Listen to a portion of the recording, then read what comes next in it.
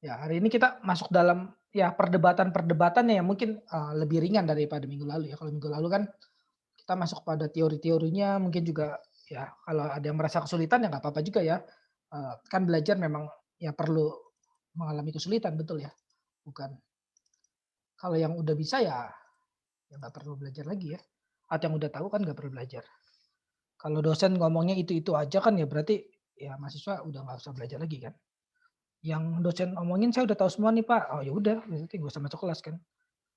Tapi kalau yang di dosen omongin itu masih ada banyak yang belum tahu, belum ngerti ya, berarti kan itu gunanya kelas juga. Salah satunya ya, salah satunya guna kelas. Gunanya kelas banyak ya, ruang kelas ya kalau saudara. Saya pernah tulis mengenai ini ya, ruang kelas gitu. Ruang kelas tempat bertukarnya ya kehidupan ya, bukan hanya pikiran, kehidupan saudara dan saya gitu. Kita bisa saling mengenal dan seterusnya. Kita di sini.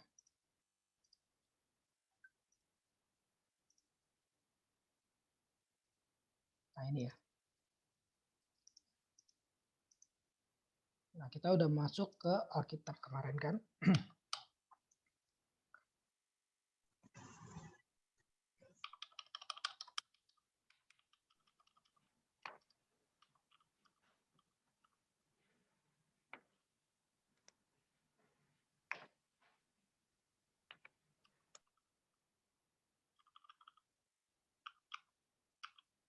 Nah ini ya, kita masuk sampai di sininya kemarin perdebatannya. Dan nanti ini langsung kita praktek nih.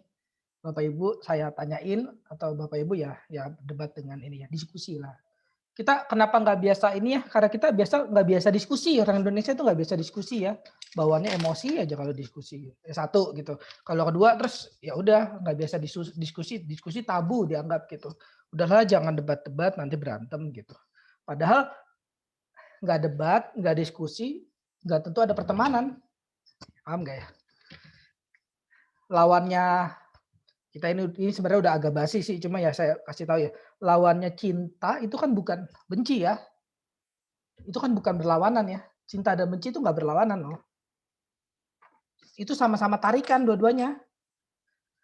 Justru apa, cinta bagian dari cinta ya benci gitu ya. Itu tarikan dua-duanya ya. Ini sebenarnya udah agak basi ya, udah lama lah orang kasih tahu, cuma ya saya kasih tahu aja nih maksudnya. Lawannya cinta itu kan bukan benci, bukan. Karena dua-duanya menarik gitu, dua-duanya tuh ada tarikan. Kalau saudara benci sama seseorang, saudara juga rindu sama orang itu kan, meskipun rindunya dengan cara negatif gitu. Tapi itu ada tarikan dua-duanya. Nah, karena lawannya bukan cinta, lawan cinta bukan benci, lawan cinta adalah apa? Ini tahu?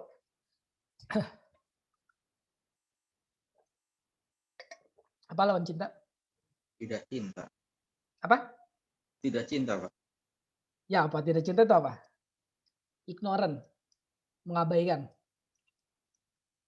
ignorant, pengabaian seseorang ya, diabaikan. Lawannya cinta itu pengabaian gitu.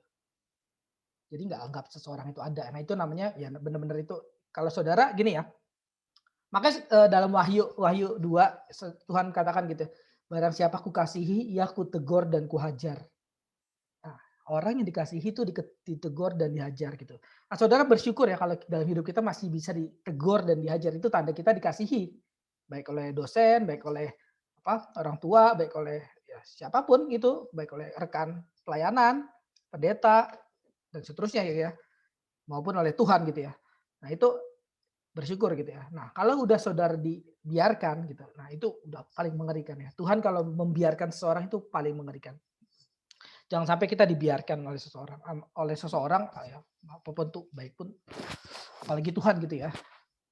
Nah, kita masuk ke dalam ini ya. Kita kan kemarin udah belajar mengenai Alkitab, apa cara bela iman kita tuh bagaimana gitu ya. Kita tuh pakainya Alkitab gitu. Kita nggak pakai di luar Alkitab. Kita kita tuh percayanya membelanya itu dengan cara Alkitab, bukan serang Al-Qur'an lah, serang apalah.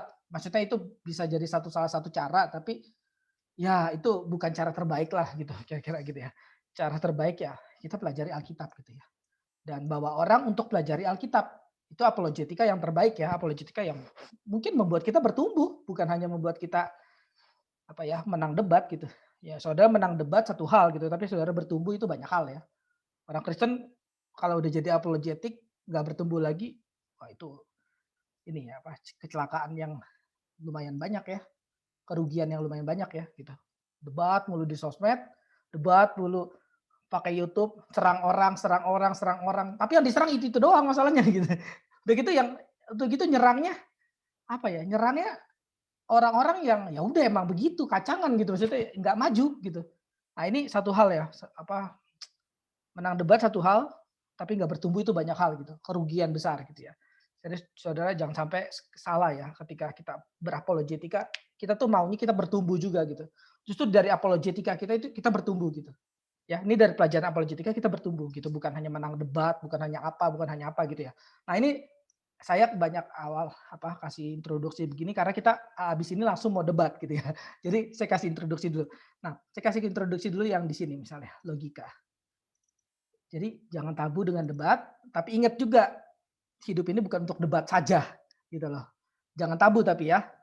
Indonesia soalnya tabu untuk debat, diskusi dan lain-lain. Apalah namanya itu? Enggak, saya enggak lagi debat, Pak, saya lagi diskusi. Sama aja gitu. Sama aja itu cuman permainan kata gitu. Gua, Pak, kalau debat itu serang-serangan, kalau diskusi biasa yang benar gitu. Enggak, sama aja itu cuma permainan kata kamu aja gitu. Berdebat kan bisa berdebat yang baik ya. Nah ini, saya kasih di sini ya. Ini, sebenarnya ini mata kuliah logika ya, cuma ini ada ininya, hubungannya dengan hari ini ya, seni berdebat ya. Nah, seringkali argumentasi yang benar tidak diperhatikan ya, atau bahkan dianggap salah karena teknik berdebat yang juga salah. Iya, teknik debat kita salah, kita ini ya, menyampaikan dengan emosi tanpa data yang benar selanjutnya, padahal data awal sudah benar ketika mendapat kritikan yang tidak berdasar dari lawan gitu. Emosi dulu gitu. Emosi dikedepankan gitu, emosi kedepankan, rasional dibelakangkan. Ini orang yang hidupnya pakai perasaan aja gitu, emosi aja, pakai ya ini perasaan aja, rasionalnya dikebelakangkan. Itu namanya orang-orang yang kalau dalam bahasa R.C. Sproul, seorang teolog, itu namanya adalah Kristen, ada pernah dengar nggak? Apa? Kristen apa? Itu namanya Kristen perasaan, gitu ya. Yang dikedepankan adalah sense-nya, perasaannya aja, rasionalnya dikebelakangkan. Tapi ada juga kebalikannya ya, rasionalnya doang dikedepankan, perasaannya di belakang. Kristennya nggak ada sense, yang berarti artinya apa? Saya udah jelasin kan minggu lalu, atau di kelas filsafat juga udah nonsense. Kristen Kristen yang nonsense, Kristen yang nggak pakai perasaan itu Kristen nonsense sebenarnya. Dalam bahasa Inggrisnya sebenarnya Kristen omong kosong gitu ya. Cuma pakai otak doang, akal doang yang Kristen omong kosong ya. Bahkan dalam kelas logika, dalam kelas filsafat saya katakan bahwa ini kan orang yang belajar filsafat dia dia rasa bahwa filsafat ini mengenai otak aja gitu. Gua rasa nggak punya otak itu orang gitu. Ya, nah itu. Karena filsafat nggak soal otak doang gitu ya. Kalau cuma soal permainan otak doang, apa iya sampai harus apa benci-bencian, bunuh-bunuhan gitu, sampai harus apa, kata-kataan gitu, kayaknya enggak lah, itu persoalan kehidupan lah filsafat, itu bukan hanya persoalan otak gitu. Nah ini hati-hati ya, jadi kita bagaimana seharusnya Kristen, ya dua-duanya dikedepankan gitu ya. Ketika kita merasa, "Ah, kayaknya saya udah mulai apa ya, mengedepankan perasaan gitu, logika Bapak Ibu harus dijalankan gitu ya. Atau kayaknya saya terlalu rasional deh, sampai nggak percaya hal-hal yang kayaknya ini gitu. Saya pikir semua ada dalam kerangka otak saya yang kecil ini gitu. Saudara harus jalankan perasaan saudara gitu ya, dua-duanya itu. Nah, hati-hati ya dalam berdebat, jangan sampai emosi dikedepankan atau kebalikannya. Debat gak ada simpati ya. Nah, itu salah ya kalau debat gak ada simpati dengan lawannya. Kita kan debat bukan untuk debat ya. Debat itu untuk bukan hanya debat gitu, menang debat, bukan. Debat itu untuk apa? Mengoreksi lawan kita. Debat itu untuk membenarkan hidup atau lawan kita dan seterusnya ya. Bahkan mengoreksi, bahkan meneliti hidup kita gitu ya. Kalau kayak Socrates kan, Socrates itu kan ada pekerjaan yang kita juga semua harus lakukan ya. Itu apa? Memeriksa kehidupan manusia itu ya, Socrates gitu kan. Nah, merasa karena pendapat saya benar, maka pasti orang mendengar saya dan saya pasti menang dalam perdebatan. Hati-hati juga ya. Jadi Bapak Ibu yang apa merasa ini udah pasti benar gitu, pasti saya menang. Enggak tentu begitu ya. Yang benar nggak tentu pasti didengarkan ya. Ada banyak kejadian dunia ini yang benar kan tidak didengarkan. Saudara tahu Martin Luther ya, Bapak teolog reformasi ya. Itu waktu apa dia nulis ini gitu tesis dan terus dia diperdebatkan kan ya. Debatnya kalah Saudara. Martin Luther debatnya kalah gitu. Bapak teologi reformasi gitu. Ya kita siapa gitu ya. Ya kita bisa bilang sih waktu itu debat Martin Luther kalah ya karena Tuhan izinkan dan seterusnya gitu ya. Bukan nggak tentu dialektikanya hancur dan seterusnya bisa. Tapi ya mungkin salah satunya dialektikanya kurang gitu. Ya ini saya jadi kalau jadi ada logika ini yang kita perlu jalankan, kita perlu pelajari, kita perlu berpikir lurus, tapi juga ada dialektika. Dialektika itu ketika kita berbicara, itu supaya kita didengarkan ya. Supaya kita ada orang banyak bicara nggak didengarkan ya, mungkin bicaranya ya membosankan gitu ya, bisa jadi. Tapi kalau membosankan saja sih sebenarnya yang salah juga pendengarnya ya, karena pendengarnya mungkin ketika di dalam kelas gitu ya, mencari hal yang lain gitu, bukan mencari ilmu gitu, bisa jadi ya. Kayak saya kan di kelas ini kan tidak datang atau saya diundang di Skriptura untuk dimaksudkan menghibur Bapak Ibu ya, enggak ya? Bukan buat Bapak Ibu ketawa atau buat Bapak Ibu menangis, bukan kan ya. Saya kan datang ke sini di Skriptura, diundang Skriptura ngajar untuk mengajar gitu ya. Tapi kalau Bapak Ibu carinya yang lain ya kita nggak ketemu gitu ya. Carinya bukan pelajaran ya nggak ketemu gitu ya. Nah, jadi maksudnya, singkatnya kalau kita nggak didengarkan ya nggak tentu langsung salah kita memang gitu, tapi di dalamnya mungkin ada salah kita gitu, dialektika kita hancur mungkin gitu. Nah, ya ini tapi kita nggak masuk sampai sini ya. Oke, sekarang kita langsung debat ya. Saya contohin dulu. Ini contohnya. Ini kalau debat mengenai Alkitab ya. Ada orang percaya dan orang tidak percaya. Nah, ini orang percaya katakan, Injil itu benar karena bla bla bla bla bla. Ya dia kutipnya Alkitab ya. X, Y, Z itu kutipan Alkitab gitu. Ini orang percaya katakan. Nah, terus orang tidak percaya katakan, tetapi argumen Anda ya mempresuposisikan kitab suci gitu. Dari mana kamu bilang Alkitab benar? Ya karena kamu mengatakan bahwa Alkitab itu benar gitu. Paham nggak? Saya kasih contoh gini ya. Dari mana Pak Edi tahu bahwa dirinya adalah Pak Edi?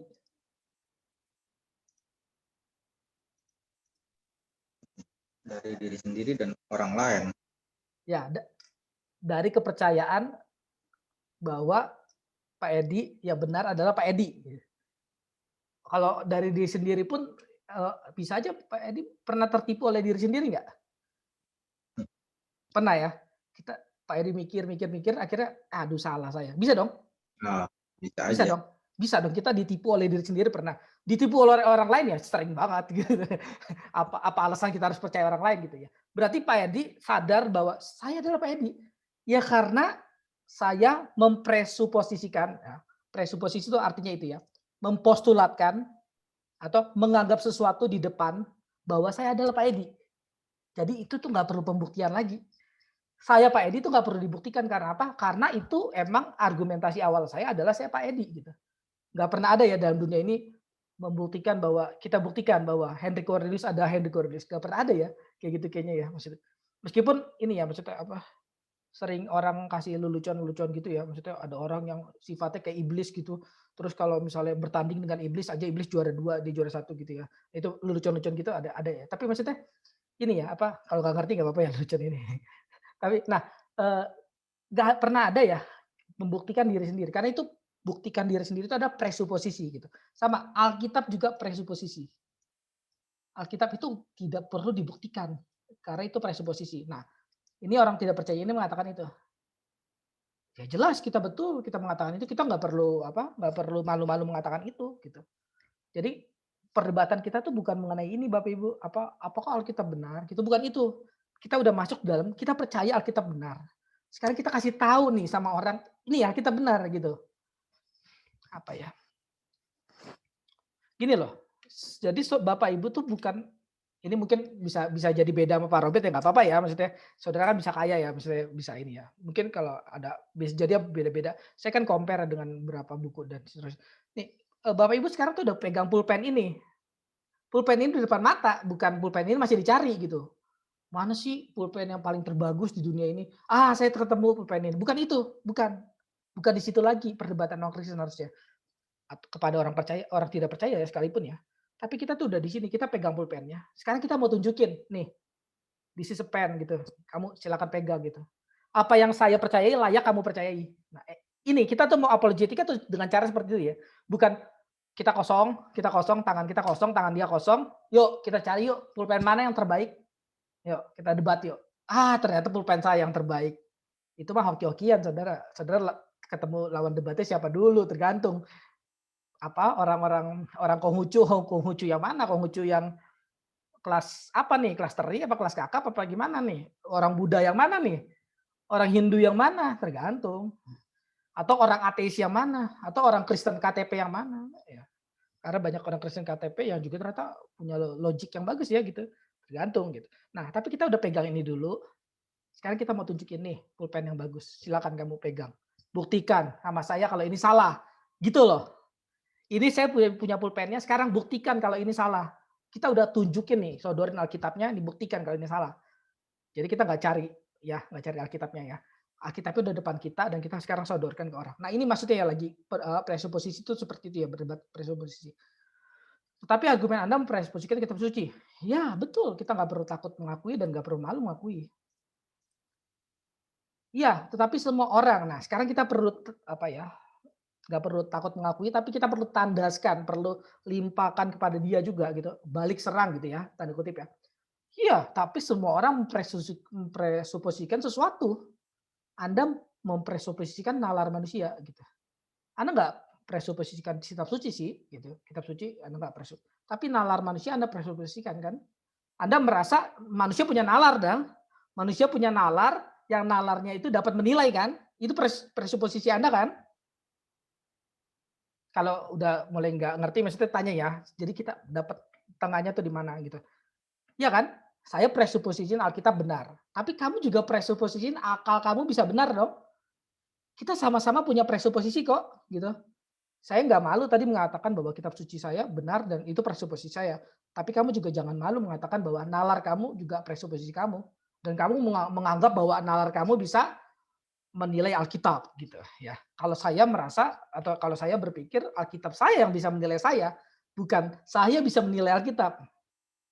Ya karena kalau dalam Kristen karena kita percaya Alkitab lebih tinggi dari kita lah ya maksudnya. Kita kan orang berdosa ya, orang berdosa kok menilai orang berdosa ya. Ini orang buta menuntun orang buta, mana bisa gitu ya.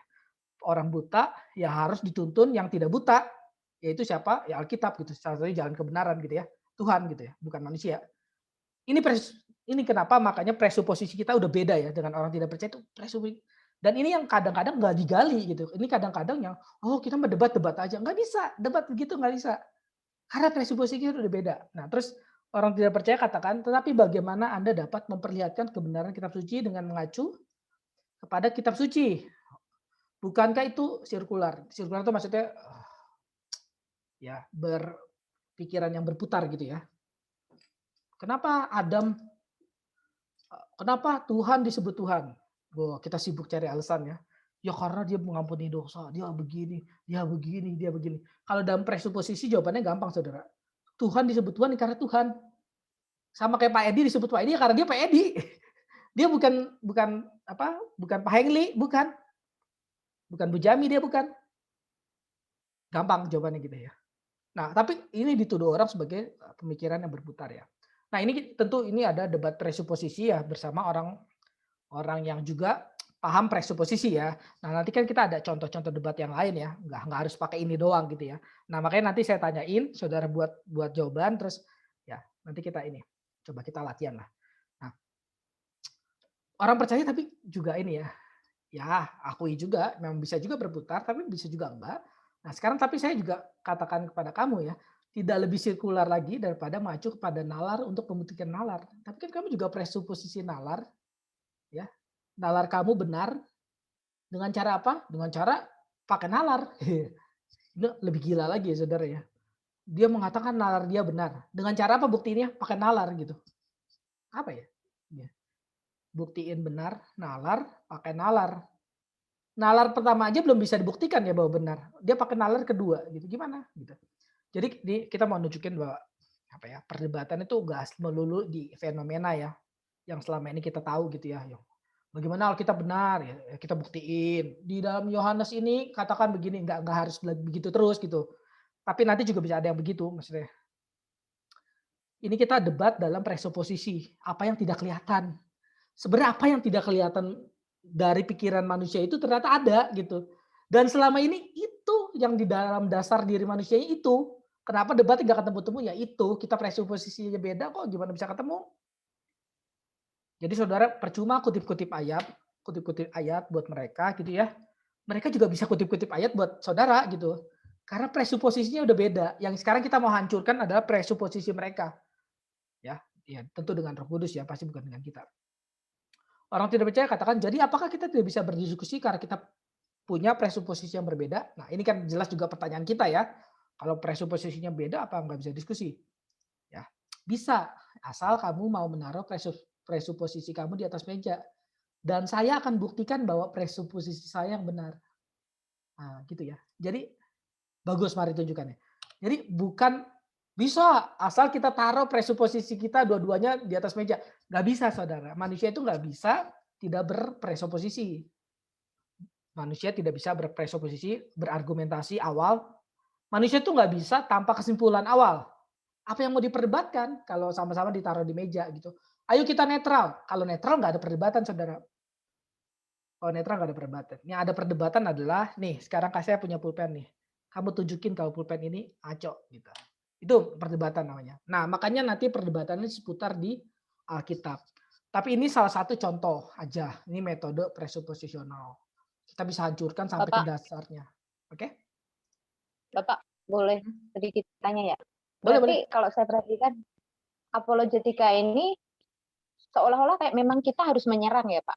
Maksudnya Hmm. kayak kita memang harus menyodorkan gitu. Jadi pertanyaan-pertanyaan itu kayak seolah-olah kita nggak bertahan sampai di situ, tapi kita seolah-olah memang apa memang kita harus begitu. Jadi Gimana? kayaknya Begitu tuh gimana kayak maksudnya? kayak ini kan kalau dibilang kan di sini. Jadi apakah kita bisa berdiskusi karena kita punya presuposisi yang berbeda, terus kita kayak yang bisa asal kamu menaruh presuposisi kamu di atas meja. Jadi kayak kita kayak merendahkan, bukan ya Pak? Bukan, merendahkan sih enggak ya, tapi tepatnya kita percaya dengan apa ya, bukti kita pasti benar gitu. Saya apologetika tuh gini ya, bukan mencari, saya cari ke Kristen apa, agama yang benar lagi, bukan, itu bukan. Apologetika itu lebih tepatnya menunjukkan kepada orang lain gitu ya, manakah yang benar gitu. Dan saya punya yang benar sekarang, saya punya benar ini. Sekarang kalau ya seperti Agustinus katakan gini ya, kalau dalam ajaran saya beda dengan Alkitab, jangan ikuti. Tapi kalau sama dengan Alkitab, silakan ikuti dan lakukan gitu ya. Nah ini maksudnya sama. Kalau ini apa yang saya tunjukkan ini salah, ya jangan ikuti saya gitu ya. Tapi kalau ini benar, ya silakan ikuti saya gitu. Lebih ke arah situ ya. Jadi kita jangan pura-pura netral gitu loh. Iya Pak. Ya, kan banyak orang Kristen, ya ini termasuk dari Alkitab ya. Barang siapa tidak mengakui aku di depan manusia ya, aku juga tidak akan mengakui ya, dia ya gitu ya. Alkitab kan katakan gitu ya. Kita jangan takut untuk katakan bahwa ya kita orang Kristen. Pertama kita orang Kristen, kedua kita percaya Alkitab benar. Mau diskusi sama saya ya udah yuk. Saya percaya Alkitab itu benar. Gitu. Jadi kamu orang Kristen? Ya OTW sih, on the way sih gitu. Kamu percaya Alkitab benar? Ya masih bisa goyang-goyang dikit lah, ayo kita diskusi lah.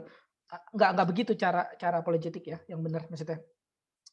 Nah, tapi ini ingat, ini salah satu metode aja gitu ya. Nah, saya punya banyak metode tapi saya mau lempar dulu ke saudara gitu ya. Sekarang saudara yang jawab gitu ya. Oke, sekarang pertanyaan ini. Saya sekalian ketik di sini aja kali ya.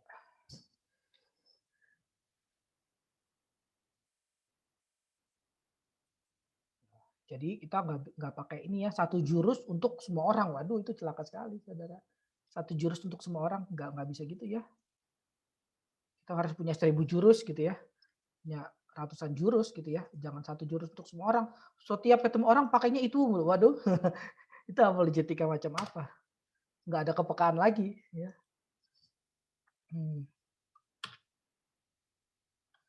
Apa ya di sini ya? Oke lah, ini aja satu ya langsung. Saya langsung pikirkan ya. Nanti saya bisa tanya Bapak Ibu langsung. Ini ada orang tanya ya, mengapa Alkitab kurang berdampak dalam hidup saya?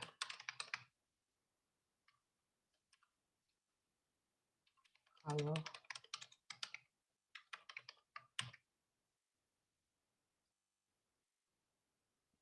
ini pertanyaan pertama ya.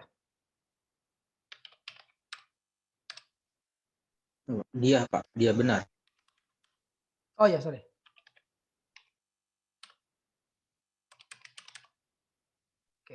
Pak, itu yang tanya orang percaya apa bukan, Pak? Kita asumsi, gini, nah itu bagus ya, pertanyaan bagus. Gini, itu bagus ya. Saya sebenarnya belum masuk ke sana, tapi itu bagus pertanyaan. Gini, jadi memang kita itu harus apa ya? Dari sebuah pertanyaan itu kita kan nggak bisa langsung tahu dong. Yang nanya kita orang percaya apa bukan ya? Nggak bisa dong, kita nggak bisa langsung tahu. Tapi kita bisa tahu dari pertanyaan dia. Kira-kira tebak dulu. Orang yang nanya ini orang percaya apa bukan? Kira-kira. Harusnya sih orang percaya, karena orang percaya harusnya baca firman. Ya, gitu ya. Nah, gitu loh. Ini juga nanti kalau saudara, apologetika tuh bukan hanya debat-debat gitu ya. Apologetika misalnya salah satunya contoh ya. Apologetika terhadap jemaat gitu ya. Itu praktikal banget. Ini praktikal banget saya ngomong apologetika terhadap jemaat. Saya itu sering kalau habis khotbah gitu ya. Terus saya pernah waktu itu ya, khotbah di Kalimantan. Terus tiba-tiba selesai khotbah ada bapak-bapak peluk saya. Terus sambil nyodorin uang ke saya sampai takut saya gitu. Hah, maksudnya apa nih Pak gitu. Dia nangis terus dia kasih uang masukin gitu mau kantong saya bilang jangan Pak jangan, terus dia bilang Pak saya udah lama nggak dengar khotbah sebagus ini, puji Tuhan gitu, dia nangis gitu terus. Nah ini di sini harusnya logika kita bermain ya, apologetika kita bermain. Apologetika itu bukan hanya soal debat doang ya, tapi soal kehidupannya. Kita langsung harus relungin gitu ya, kita harus langsung pikirkan apa yang terjadi dalam jiwa orang ini gitu, sampai dia bisa seperti ini gitu, dan bagaimana saya harus meresponnya dengan tepat gitu. Di sini harus bermain apologetikanya ya. Apologetika itu termasuk ya merespon terhadap orang gitu ya dengan benar gitu. Ya kita harus berarti pertama meninjau kenapa orang ini seperti itu ya. Apa yang membuat dia orang seperti itu? Kita harus hati-hati. Nah, itu sama tadi pertanyaannya. Ini kita langsung kira-kira orang percaya apa bukan? Nah, kita kan langsung definisiin dulu si penanya itu seperti apa. Oke, saya kasih inilah. Saya kasih bocoran dikit ya. Pertama, definisiin dulu. Oke ya. Definisikan orang seperti apa yang bertanya. Oke. Kedua, ini yang lebih penting ya. Pertanyaan seperti apakah yang dilontarkan? Ya. Pertanyaan seperti apa yang dilontarkan? Pertanyaan macam apa yang dilontarkan? Yang terakhir mungkin ya siapa itu mirip ini ya definisi orang seperti apa yang bertanya itu mirip ya. Oke, tapi sebelum masuk ke teori mulu ya, saya maunya justru ini ya, coba saudara sekarang jangan jawab. Jangan kebanyakan teorinya, maksudnya praktek dulu sekarang. Ya. Siapa yang mau jawab? Atau saya tunjuk? Enakan ditunjuk apa mendingan jawab sendiri?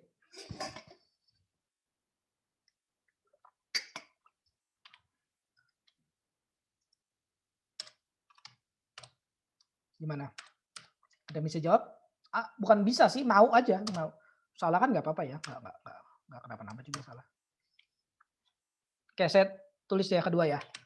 Nanti saudara pikirkan ya. Nanti kita diskusikan ya. Saya sekalian ketik depan saudara aja. Apa yang saya harus lakukan kalau Alkitab benar? Bahwa yang tidak percaya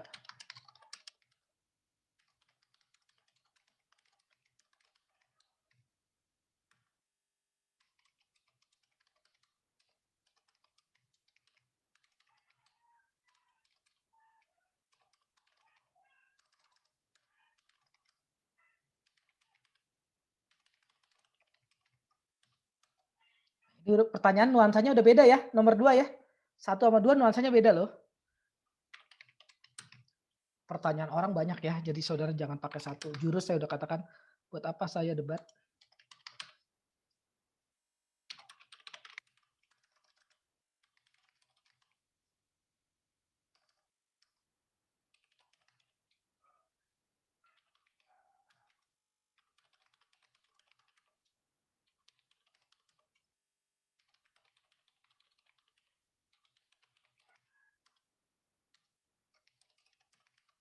Nah, ini sering terjadi dalam dunia kekristenan.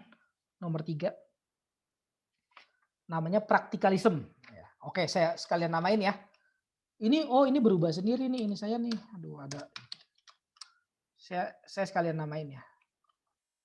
Di sini namanya pertanyaan pragmatism ya. Pragmatism. Oke. Di sini namanya pertanyaan eksistensial. Jadi ya harus responnya juga beda. Di sini pertanyaan praktikalisme. Ntar saya jelasin ya. Oke. Sambil mikirin ya, ini apa?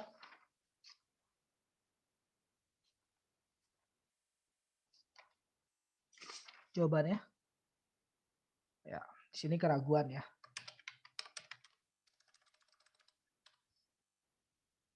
Keraguan, ya udah, oke, 3 dulu ya, kebanyakan nanti. Oke, 3 dulu ya. Oke, nomor 1. Saya tunjuk aja deh. Kalau enggak, orang Indonesia soalnya banyakan malu-malu ya kalau ini. Tapi kalau ngaku ini ya, kadang-kadang coba Pak Dimitri mungkin betul ya namanya Dimitri. Di situ saya hanya tahu dari nama. Nomor 1 mungkin Pak bisa jawab. Karena tidak dipelajarin. Gimana? Sorry. Karena tidak dipelajari. Mengapa Alkitab kurang berdampak dalam hidup saya? Kalau memang dia benar, jawabannya karena Bapak kurang mempelajari gitu ya. Kalau ini kan ceritanya lagi ini ya. Karena kamu kurang mempelajari sih gitu ya. Gitu ya Pak jawabannya. Iya. Oke. Respon kedua siapa ya? Nomor 1 ya, nomor 1 lagi masih. Nomor 1 juga orang lah. Jadi kita punya banyak insight ya. Siapa? Ya udah dari atas aja. Nomor 1 saya boleh juga Pak, nomor 1. Boleh. Ayo, saya justru nunggu respon. Nah, saya nanya gini. Saya mau nanya maksud yang Anda inginkan dampak dari Alkitab itu dalam diri Anda itu dampak yang seperti apa? Apakah material atau yang lain gitu. Oke, good. Saya harus tahu dulu ya. Dampak apa yang dimaksudkan di situ. Ya, itu good. Itu nggak langsung menyerang orangnya, tapi kita sekarang coba namanya kalau dalam Alkitab kita bangun clarity, kejelasan. Kita bikin jelas dulu. Jadi kita jangan langsung judgmental ya, jangan langsung hakimi dia bahwa kamu nggak melakukan sih atau ya kamu nggak belajar sih. Misalnya ini jawaban kedua ya. Jawaban pertama ada betulnya, tapi dari sisi mana nanti ada jawaban kedua ada betulnya dari sisi mana gitu ya. Jawaban kedua itu ada sisi clarity. Kita kan kalau ngomong harus jelas dulu ya, makanya jangan debat-debat dulu kalau belum jelas gitu. Oh, Bapak ngomong begini kan kemarin. Enggak, maksud saya bukan begitu. Nah, itu berarti gak ada kejelasan tuh. Coba kita tanyain dulu, maksud Bapak ngomong begini kemarin gimana ya? Nah, itu ada clarity ya. Oke, satu lagi respon, coba nomor 1. Ini responnya banyak ya, ini aja ya, satu pertanyaan ini aja. Pak. Ya. Kalau kata saya, mengapa Alkitab kurang berdampak dalam hidup saya kalau memang dia benar? Apakah Alkitab itu dia percayai dulu gitu? Apakah dia percaya kepada Alkitab? Oh, jadi Bapak tanyakan, emang kamu percaya Alkitab gak gitu ya? Nah iya, kalau dia nggak percaya ya, walaupun dia orang percaya, orang Kristen, ngaku orang Kristen, tapi dia percaya. Ya. Ya itu juga benar ya. Jadi ada banyak jawaban yang sebenarnya masuk akal ya. Masuk akal, benar dan seterusnya. Oke. Siapa nih? Oke, 4 deh, boleh 4. Ya, 4. Oh, hanya 3 ya? Enggak apa-apa. Sekalian. Kenapa Alkitab kurang berdampak dalam hidup saya itu pertanyaan. Kalau saya ingin balik ke dia, kamu sebenarnya sudah kenal belum isi Alkitab? Tahu nggak isi Alkitab itu apa? Dengan benar. Oke. Ya, kita ajar hermeneutik langsung gitu ya sama dia. Kira-kira. Ya, kalau nggak tahu sini saya ajarin sekarang hermeneutik yuk. Aduh. Ya, itu bagus juga ya. Jadi jangan-jangan emang selama ini baca Alkitab aja nggak ngerti gitu maksudnya. Baca sih pasti ngerti ya, manusia belajar baca ngerti, tapi baca tapi nggak ngerti gitu. Ngerti kayak nggak ngerti kayak ngerti gitu. Kayak gitu lah. Ya oke ya. Itu nomor 1 kita bahas dulu nomor 1. Nah, itu aja nomor 1 kita punya respon 4 gitu ya. Apologetik terbaik 4 orang nih ya gitu ya. Kita kira kita punya 4 apologet gitu. Yang mana yang harus kita percayai apologet ini gitu. Ini sama kayak ini ya. Kita punya 4 tafsiran gitu ya. Saudara pernah nggak belajar tafsiran? Belajar Alkitab, hermeneutik, Tapi serius ya belajarnya, bukan cuma hermeneutikan doang, hermeneutikan apa ya? Hermeneutik ya pokoknya gadungan deh pokoknya itu ya. Ya udah Alkitab ini gitu. Enggak. Tapi saudara susun, saudara beli buku tafsiran 5 biji gitu, 5 biji. Saudara mau khotbah dari Yohanes 3 ayat 16 gitu misalnya Yohanes 3 ayat 16. Saudara buka 5 tafsiran sekarang gitu ya. Ngomong 5-5-nya beda gitu. Yang mana saya harus percaya? Wah, ini seru nih jadinya nih. Ada 5 insight yang mana saya harus percaya. Kita butuh namanya apa? Filter lagi. Ya. Yang mana saya harus percaya? Pertanyaan yang mana saya harus percaya harus dijawab dengan oke, ini saya tambahin lagi lah supaya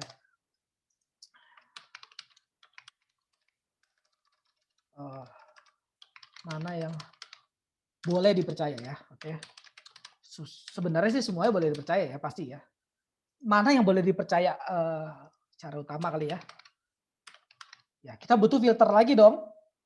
Filternya apa? Pertanyaan lagi. Bagaimana kita harus percaya? Ya, caranya ya. Untuk yang benar nih di antara 4 orang ini siapa nih? Ya, Pak Edi, Bu Jami, Pak David atau Pak Dimitri? Yang benar yang mana nih? Kita butuh yang namanya filter lagi untuk mengetahui bagaimana kita harus percaya, bagaimana kepercayaan yang benar itu seperti apa. Nah, dia. Nah, itu dibangun dari sini salah satunya. Definisikan dulu orang seperti apa yang bertanya.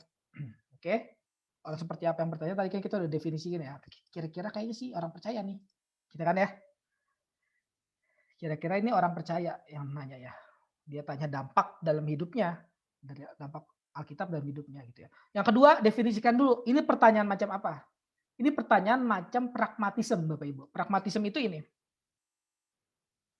Sesuatu benar kalau itu ada gunanya bagi saya. Itu pragmatisme namanya. Kita harus pikir, ini orang pikir Alkitab benar kalau hidup dia berdampak. Kalau Alkitab berdampak dalam hidup dia, maka Alkitab benar. Ini jenis pertanyaan pragmatisme, Bapak Ibu.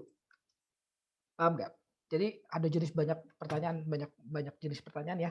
Ya ini salah satunya ya orang Kristen banyak nih hidupnya begini nih, pragmatisme habis-habisan. Pragmatisme habis-habisan. Kamu katanya orang Kristen, tapi hidupnya nggak berdampak. Waduh, itu kita seakan-akan ngomong kayak gitu luar biasa rohani ya Bapak Ibu ya. Padahal kita tuh pragmatisme habis-habisan loh Bapak Ibu. Katanya kamu orang Kristen, mana hidup kamu nggak berdampak. Jadi maksudnya Kristen benar hanya kalau dia berdampak. Kalau saya balikin gitu, oh bukan gitu maksudnya. Tapi kamu ngomong begitu tadi masalahnya. Nah ini banyak orang Kristen begini ya, cara pikirnya ya. Ini kita jangan hakimi yang tanya dulu deh, kita hakimi diri kita sendiri ya. Kita juga begini kadang-kadang soalnya mikirnya gitu. Ke orang lain ya, kalau ke diri sendiri kita enggak, kalau ke diri sendiri enggak lah. Jangan ini lah, saya kan bertumbuh gitu. Kalau ke diri sendiri kita lembek, kalau ke orang lain kita keras gitu ya. Ya itu. Jadi kita tahu pertama ini orang percaya, kedua ini orang pragmatisme, orang yang pragmatisme. Ya, terus kita jawab ya dengan macam-macam jawaban tadi ya, itu bisa digunakan. Tapi kita kalau mau pakai jawab lagi pragmatisme ya kita jawab seperti salah satunya ya. Balikin dulu aja gitu, misalnya gitu. Buat dia berpikir gitu. Jadi menurut Ibu Alkitab benar kalau itu berguna buat Ibu. Kalau kita katakan ini kita bisa langsung masuk pada poin utama dia. Paham nggak ya? Bedanya jawaban Bapak Ibu tadi dengan jawaban ini gitu ya. Saya nggak bilang ini jawaban terbaik ya. Saya kan udah katakan kita punya banyak 1000 jurus buat ini ya 1000 permasalahan bukan 1 jurus ya. Tapi ini kalau saya jawab begini, ini langsung masuk ke poin utama dia. Poin utama dia adalah dia percaya Alkitab benar kalau ada dampaknya buat dia. Kita langsung balikin aja. Jadi Alkitab itu benar kalau ada dampaknya buat Ibu. Sekarang saya tanya Ibu, misalnya gitu. Tanya dengan analogi yang lain. Misalnya, Ibu tahu apa ya ini ya misalnya. Menurut buat Ibu matahari itu berdampak nggak buat Ibu? Oh berdampak. Justru kalau ibu-ibu yang jawabnya berdampak. Saya jemur setiap hari ada ini jadi kering ini dan seterusnya berdampak dong gitu ya. Ya kita bisa kelola bisa terusin lagi ya. Iya, tapi dampak begitu doang. Tapi dampak keseluruhan buat ibu, hidup ibu apa?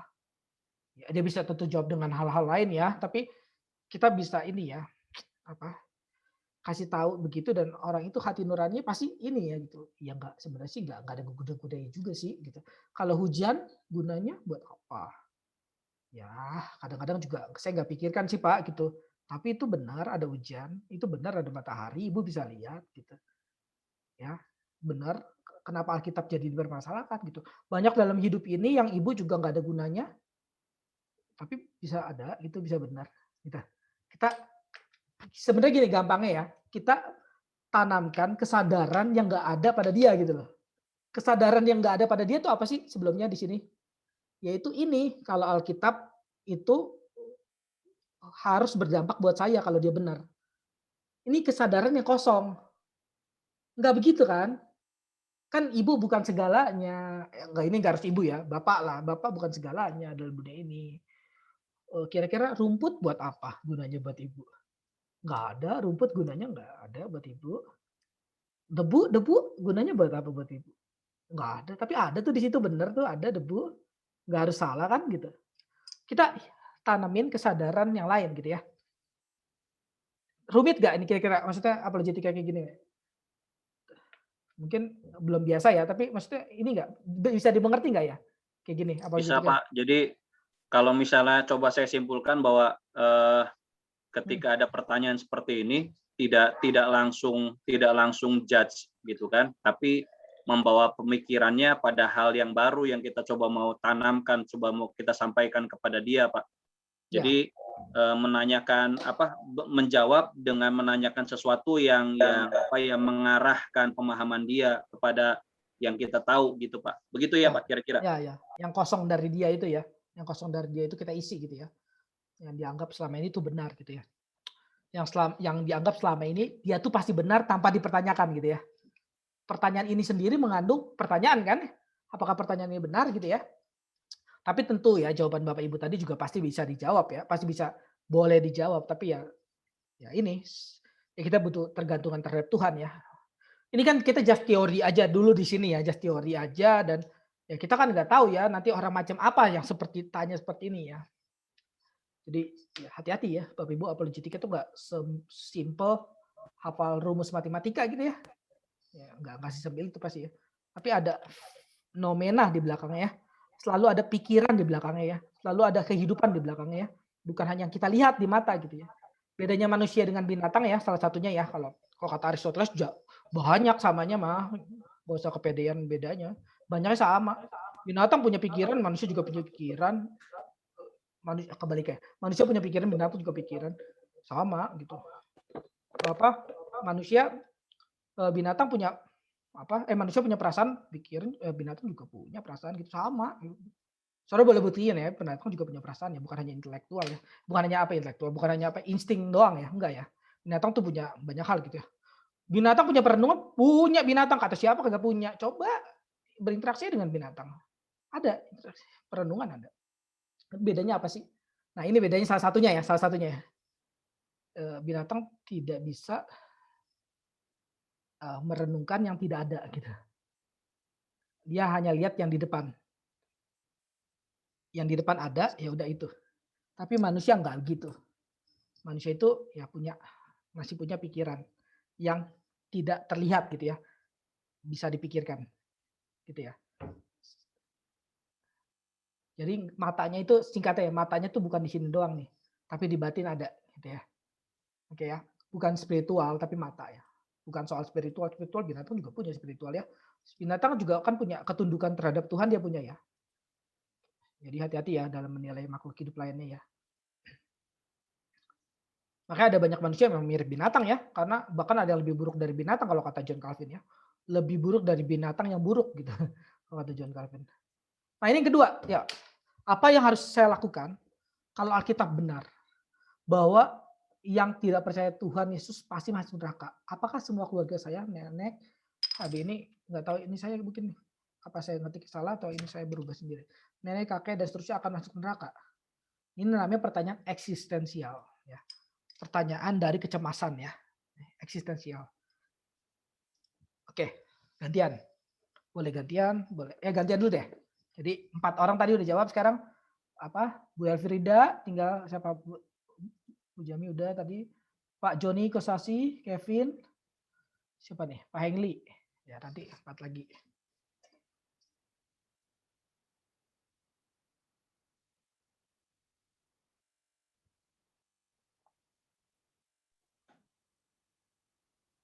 Kalau nomor 2, Pak, Mm-mm. saya mau bilang seperti ini. Kalau boleh saya tahu, menurut Anda kebenaran itu seperti apa? Maksudnya, bentar. Kebenaran apa? Ya, yang dia mengerti. Oh, ini yang dia mengerti itu ini, Bu. Bahwa yang tidak percaya Tuhan Yesus masuk neraka. Apakah itu benar? Dia pertanyaan itu ini. Kalau emang Alkitab benar, berarti kan Alkitab ngomong gitu tuh. Berarti itu benarkah gitu? Berarti nenek kakek saya semua yang enggak ini masuk neraka kah sekarang gitu? Pertanyaan dia seperti itu. Jawabannya adalah Coba saya. Apakah Anda tidak berdosa? Terus menjelaskan kepastian keselamatan yang Alkitab janjikan mungkin, Pak. oh jadi kita ini ya, gini ya. Oh, bukan hanya keluarga kamu yang masuk neraka. Mungkin kamu juga masuk neraka. Gitu ya, Win? Hah? Bukan. Oh, Kita ngejelasin pengertian dosa, apakah kita berdosa. Nah, karena kita berdosa ini kan kita kan jadi ada jarak dengan Tuhan Allah kan. Nah, makanya dengan apa yang Alkitab katakan bahwa kita percaya dengan Yesus, kita bakal selamat dari itu. Oke. Berarti jelasin ya. Ya, dia itu gini lah ya, guys, singkatnya. Mereka itu keluarga kamu tidak selamat ya bukan karena Tuhan gitu ya, tapi karena dosa gitu lah gampangnya ya. Tidak selamat ya karena mereka berdosa gitu ya. Makanya mereka butuh juru selamat itu Tuhan gitu ya. Oke. Kamu juga makanya butuh juru selamat. Itu bagus ya, jawaban bagus. Oke. Bisa ini ya. Gini, Pak, sejauh mana Anda yakin bahwa yang kamu yakinin bahwa Alkitab itu benar gitu? Iya, dia justru nggak yakin, Bu. Dia nggak yakin. Soalnya kalau dia yakin Alkitab benar, kakek nenek dia masuk neraka, mendingan dia nggak yakin lah gitu. Paham nggak? Pertanyaannya intinya, paham nggak nih? Coba baca pelan-pelan ya. Apa yang harus saya lakukan kalau Alkitab benar bahwa yang tidak percaya Tuhan Yesus itu masuk neraka? Apakah semua keluarga saya, nenek, kakek, dan seterusnya akan masuk neraka? Pertanyaan ini kan pertanyaan keluar dari apa? Pengharapan bahwa Alkitab jangan benar lah. Kalau Alkitab benar, mampus keluarga saya masuk neraka gitu loh. Paham nggak? Ya, pikiran dulu ya. Tadi Pak, siapa lagi? Saya Pak Franky belum saya ini. Pak Joni ya, Pak Joni sama satu lagi. Abis ini ya Pak Franky beri nomor 3 ya nanti.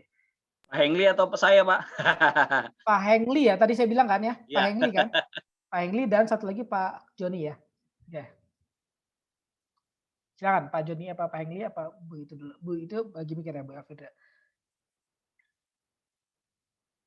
Boleh Pak Joni? Yuk. Kalau udah siap.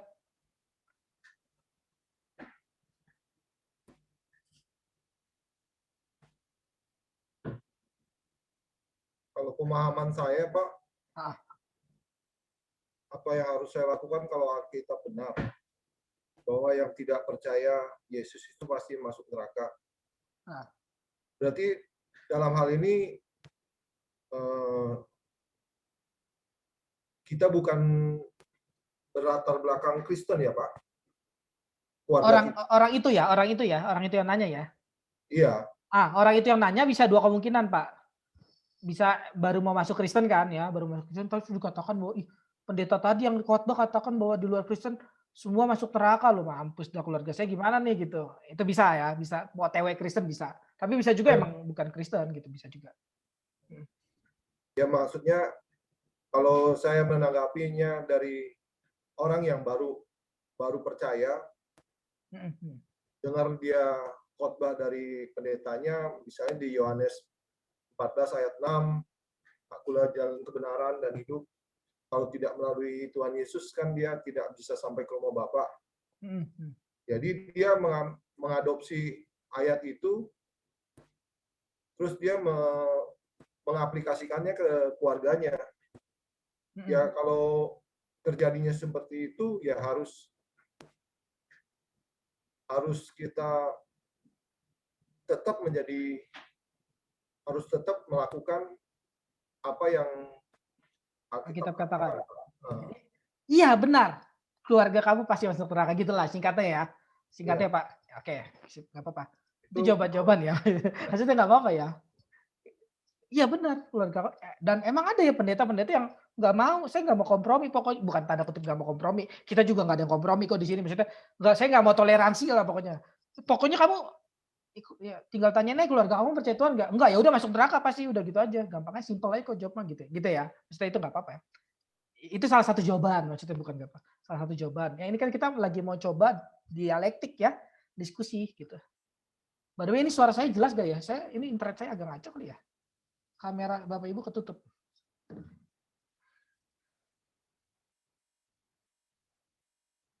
Halo, tes. Ya Pak, jelas. Oh jelas ya. Ini kamera Bapak Ibu kok bisa ketutup. Oke, siapa? Pak ini. Siapa ke internet yang lain? Pak Hengli. Pak Hengli. Sorry. Internetnya ini ya. Sorry. Nah, ini apa Pak Hengli ya? Tadi Pak Hengli udah sempat jawab belum? Saya nggak dengar, sorry. Ini internetnya ngaco. Yang nomor 3 ya Pak? Udah jawab tadi bukan Pak Hengli ya? Udah jawab. Udah jawab ya? Bisa tolong diberi kemurahan untuk ulangi. Yang nomor 3 boleh Pak? Lagi dia Pak. Apa mau nomor 3? Pak Hengli nomor 3 boleh? Kan boleh milih kan pertanyaannya. Boleh. Boleh maju, boleh mundur. Boleh, tapi aku bukan pilihan cenah Pak. Boleh. Tapi Ya. tapi yang nomor 2 dulu si Pak, mungkin Pak ini apa? Pak siapa yang mau? Oh, nomor 2 dulu ya. Ya, Pak Hengli abis ini ya berarti ya nomor 3 ya, nggak apa-apa. Ya. Pak Franky mungkin. Saya nomor 3 deh. Pak Franky bisa nomor 2. Yang nomor 2 Pak. Ya kalau misalnya dikatakan apa yang harus saya lakukan kalau kita benar, ya percaya. Kalau misalnya memang nggak percaya, ya sudah. Berarti percaya di sini kan tinggal dijelasin maksudnya percaya seperti apa gitu Pak. Jadi kan untuk menyamakan persepsinya. Setelah itu kalau misalnya memang didiagnosa, kalau misalnya memang keluarga kamu contohnya nenek, kakek, tua segala macam itu percaya kepada Yesus kan seperti apa gitu kan. Nah kalau misalnya memang tidak ada tanda-tanda bahwa seperti yang kita bilang definisi percaya, ya sudah pasti masuk neraka, itu aja selesai. Oke. Ya, saya kira tadi Bapak mau ngomong, ya ini suruh nenek kakek kamu percaya juga. Ntar dijawab lagi, masalahnya udah mati Pak. Oke ya. Ya, oke itu salah satu jawaban. Bu ini ya, Bu Elfrida ya terakhir. Oh udah ya, Bu Elfrida tadi udah jawab begitu ya, berarti maksudnya tanya itu ya. Oke. Ya, nah ini pertanyaan eksistensial ya, jadi kita harus ini ya. Nah kalau di sini itu, apa ya, saya pernah ngajar di satu STT, di STT Agi Asmos gitu ya.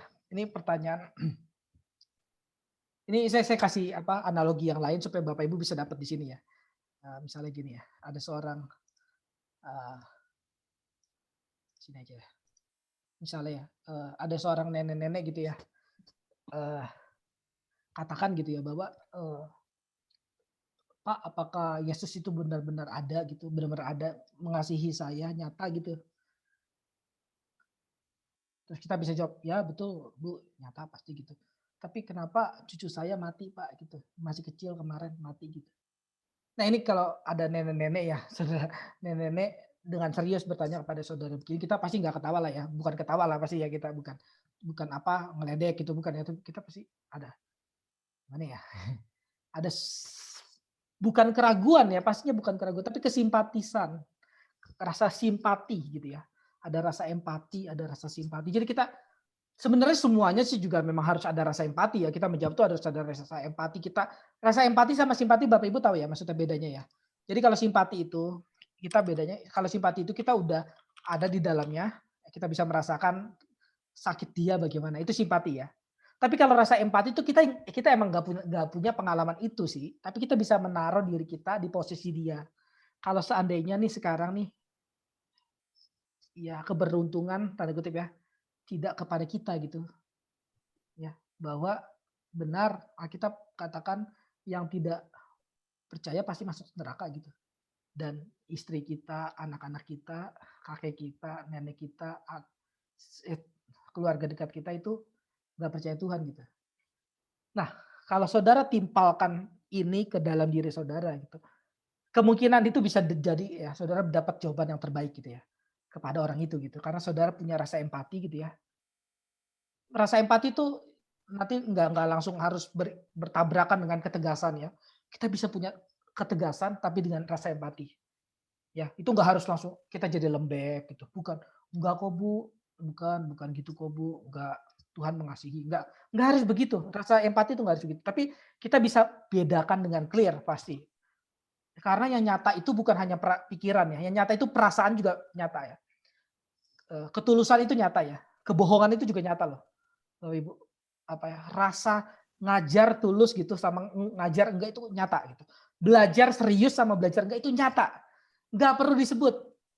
Bapak Ibu nggak perlu lihat saya nyebut, oh saya serius lupa belajar. Kita bisa lihat, Bapak Ibu belajar serius apa enggak. Bapak Ibu bisa ngelihat dosen, ngajar itu serius apa enggak, tulus apa enggak, kelihatan. Mau saya tulus loh Bapak Ibu, percaya deh Bapak Ibu saya tulus banget ngajar di sini. Enggak, itu nggak bisa ditipu gitu. Nah sama, rasa empati itu nggak bisa ditipu. Nggak ada penipuan di dalam. Ini makanya ya kita percaya bahwa apa ya, yang nyata itu bukan hanya pikiran yang bisa dijelaskan ya, tapi sense manusia itu juga nyata ya. Jadi ketika Bapak Ibu mau coba jawab yang tadi ya, bagaimana ini gitu. Nah, kalau Bapak Ibu masuk dalam rasa empati itu ya, mungkin itu jawaban yang terbaik ya. Entah konteksnya apa ya, kita bisa macam-macam ya. Jawabnya bisa dengan macam-macam, tapi rasa empatinya nggak bisa tergantikan. Ya, paham ya? Rasa empatinya nggak bisa tergantikan. Jadi yang jangan sampai nggak ada itu bukan jawabannya. Yang jangan sampai nggak ada itu rasa empatinya. Untuk khusus bagian inilah ya. Sebenarnya semua bagian kita harusnya pakai empati ya. Tapi khusus bagian ini tuh yang nggak ada tuh bukan jawaban. Bahkan kita bisa cukup diam loh di sini, misalnya gitu. Tapi dengan rasa empati diamnya beda, bukan dengan apa ya, tidak peduli gitu, bukan dengan ignorant. Diamnya dengan rasa empati. Atau kita just memeluk ya. Gitu. Just memeluk ya, Alkitab benar mengatakan itu. Kamu berdoa ya untuk keluarga kamu yang masih hidup supaya percaya gitu. Just itu aja. Jawabannya sangat simpel, tapi rasa empatinya ini enggak simpel, Saudara, Bapak Ibu. Rasa empatinya ini butuh belas kasihan yang dari Tuhan, yang turun dari Tuhan ya. Itu kenapa kita percaya apologetika itu bukan cuma debat tok ya. Tapi tanda kutip ya, debat juga harus gitu ya. Jangan nanti debat. Bukan ini orang Indonesia kebanyakan ekstrim ya. Kalau dibilang bukan debat. Ya nggak perlu debat ya. Apa sih maksudnya? Orang lagi ngomong ke mana, dia kemana? Bukan gitu ya. Jadi ya ini, kita harus ada rasa empati untuk di eksistensial ini. Tapi kita perlu bisa dapat jawaban yang terbaik juga ya. Contoh ya misalnya, saya jawab dengan eksistensial juga nih. Sekarang saya jawab dengan eksistensial. Jadi eksistensial itu bisa dijawab dengan eksistensial juga. Pragmatisme bisa dijawab dengan pragmatisme juga. Tapi meskipun nggak harus. Nah kalau saya jawab dengan eksistensial, kita jawab gini. Apa yang harus saya lakukan kalau kita benar bahwa yang tidak percaya Tuhan, Yesus itu pasti masuk neraka. Apakah semua keluarga saya, nenek kakek, dan seterusnya akan masuk neraka? Gitu. Nah, kita bisa macam-macam ya masuk eksistensial ya. Pertama, kita bisa masuk eksistensial tuh ngomong-ngomong gini ya, by the way. Arti eksistensial itu pertanyaan dari kecemasan ya, keluar dari kecemasan, menganggap bahwa yang di ujung itu benar gitu ya. Yang di ujung itu benar, maka yang di sini benar. Itu eksistensial ya, tanda kutip ya. Nah, sekarang kita tanyain dulu gini. Dari mana kamu tahu bahwa keluarga kamu itu benar-benar tidak percaya Tuhan? Yang kita selidiki itu bukan, atau yang bahkan kita jawab itu bukan, itu benar, itu dia kalau ini benar ya pendeta barusan juga khotbah ngomong begitu Pak, Bapak nggak usah jelasin lagi, saya tahu pendeta tadi juga ngomong gitu di mimbar. Kita nggak perlu, itu kan nggak perlu penegasan lagi ya kalau ini benar, ya pendeta tadi juga ngomong gitu benar. Ya ini saya lagi nanya atas dasar kecemasan nih Pak. Kalau itu benar, keluarga saya masuk neraka dong. Yang perlu kita gali itu bukan ini benar atau tidak. Ya pendeta tadi udah bilang benar. Nah, sekarang kita gali adalah, ya ini, kamu tahu dari mana kalau keluarga kamu yang kemarin meninggal itu tidak percaya? Itu loh, yang perlu digali itunya dulu. Nah terus, ya kita kalau puji Tuhan ya, kalau ada pengalaman tuh puji Tuhan ya. Kalau ada pengalaman atau baca buku dapat pengalaman itu puji Tuhan ya. Saya juga ada pengalaman ya, nenek saya juga dulunya Kristen gitu ya, dulunya Kristen, orang miskin, Bapak Ibu. Orang miskin, Kristen banyak dihina sama orang-orang Kristen gitu. Jadi orang-orang Kristen emang banyak yang bajingan ya. Orang-orang Kristen tuh masalahnya banyak yang bajingan ya, nggak jadi teladan hidup ya. Tapi gini ya, orang Kristen banyak bajingan nggak jadi teladan hidup. Tapi kita yang tersandung oleh orang Kristen juga bukan teladan hidup kok, sama aja gitu ya. Jadi hati-hati ya untuk tidak menuntut orang lain jadi teladan hidup. Kita sendiri juga tersandung oleh dia bukan teladan hidup kok gitu. Nah, tapi nenek saya ini emang tersandung oleh orang Kristen yang bajingan ini ya gitu ya. Ya, bahkan waktu itu ya banyak deh kasusnya gitu ya. Kebetulan gitu ya, dalam kedaulatan Allah nenek saya ditemukan oleh Kristen-Kristen bajingan ya. Padahal Kristen banyak yang enggak bajingan, Kristen yang ya good attitude dan seterusnya banyak ya. Tapi perlu juga kita ini ya, aku ya bahwa banyak yang bajingan. Nah, kebetulan ya, bukan kebetulan sih, kedaulatan Allah ya. Kita kan nggak percaya kebetulan ya. Keniscayaan kita percaya ya, kepastian gitu. Bahwa dia bertemu dengan orang-orang Kristen yang macam itu gitu. Nah, tapi gitu di akhir hidupnya gitu. Ya karena udah banyak ketemu orang Kristen yang ternyata nggak semua orang Kristen bajingan ya gitu. Ada juga orang Kristen yang ya nggak bajingan banget gitu. Ada juga yang baik gitu ya. Ada yang memberkati, ada yang tulus mengasihi bahkan tanpa embel-embel gitu. Kenapa ya bisa ada orang Kristen gitu? Nah, di akhir hidupnya gitu, bahkan bukan di akhir hidupnya, di akhir menit hidupnya, saudara, bukan akhir hidupnya, akhir menit detik bahkan, ketika dia kan sakit radang tenggorokan gitu ya, sampai nggak bisa napas gitu ya.